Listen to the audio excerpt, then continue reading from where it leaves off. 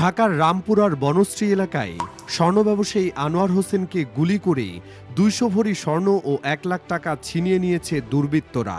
রোববার রাত 10:30টার দিকে বনশ্রী ডি ব্লকের ৭ নম্বর রোডের ২০ নম্বর বাড়ির সামনে এ ঘটনা ঘটে। আহত আনোয়ারকে ঢাকা মেডিকেল কলেজ হাসপাতালে ভর্তি করা হয়েছে।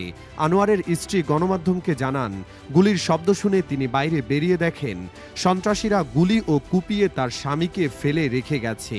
নিচে নেমে বাড়ির গেট তালাবদ্ধ দেখে দারোয়ানকে চাবি দিতে বললে তিনি বাড়িওয়ালার কাছে যেতে বলেন। তৃতীয় তলায় গিয়ে বাড়িওয়ালার ফ্ল্যাটের দরজা খুলতে বললেও কেউ সাড়া দেয়নি। চিৎকার ও কান্নার পরও বাড়ির কেউ সাহায্য করেনি বলে অভিযোগ করেন। তবে দারোয়ান দাবি করেন আহত আনোয়ারের স্ত্রীর অভিযোগ সঠিক নয় এবং আরও জানান বাড়ির মালিক দেশে থাকেন না। আনোয়ারের বন্ধু মজিবুর রহমান জানান, আহত আনোয়ার বনশ্রী সি ব্লকের ৫ নম্বর রোডের অলংকার জুয়েলার্সের মালিক।